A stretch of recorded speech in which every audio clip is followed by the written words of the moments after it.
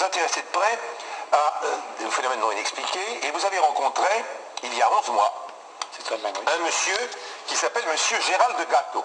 C'est cela. Monsieur Gérald de Gâteau habite Saint-Julien-les-Villas dans l'Aube. Et il y a près de 30 ans, maintenant, près de 30 ans, parce qu'il s'est, ou même 35 ans, il a vu de ses yeux, un ovni. Il l'a caché pendant des années. Pendant 17 ans. Parce qu'il pensait qu'on n'allait pas le prendre au sérieux, qu'on allait se moquer de lui. Et puis aujourd'hui, il témoigne, le voici sur votre écran. Nous étions le 28 mars 64, et chaque samedi et dimanche, je me rendais chez mon beau-frère qui habite Doche, derrière cette côte là-bas. Lorsqu'un matin, ce 28 mars 64, il y avait une gelée blanche, je vois dans le champ vert là-bas une énorme citerne posée là.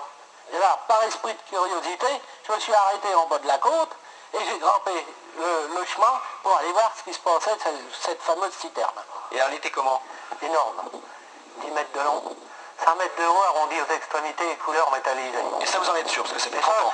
Ça fait 30 ans, j'en suis sûr, parce que ça, c'est gravé là-dedans. Et alors, quand est-ce que vous avez compris que c'était peut-être autre chose qu'une citerne? Eh bien, j'ai voulu aller la voir, je suis descendu dans le chemin, et la citerne décolle verticalement. Et j'ai fait demi-tour.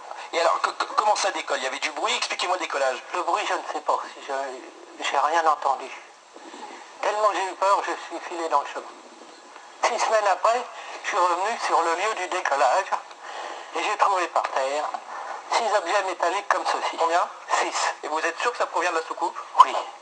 Parce que ça peut pas être une personne qui dépose 6 objets métalliques comme ça sur un mètre carré puis qui s'en aille. D'accord. C'est possible. Et alors qu'est-ce que vous en avez fait? Ben, je les ai ramassés et je les ai mis dans ma cave pendant 14 ans. Et alors pourquoi vous n'en parlez que maintenant? Eh bien, à l'époque, quand on allait à la gendarmerie dire qu'on avait vu une soucoupe blanche ou parler qu'on avait trouvé quelque chose, on était irrémédiablement enfermé dans un asile psychiatrique. Et vous savez ce que c'est? Pas du tout.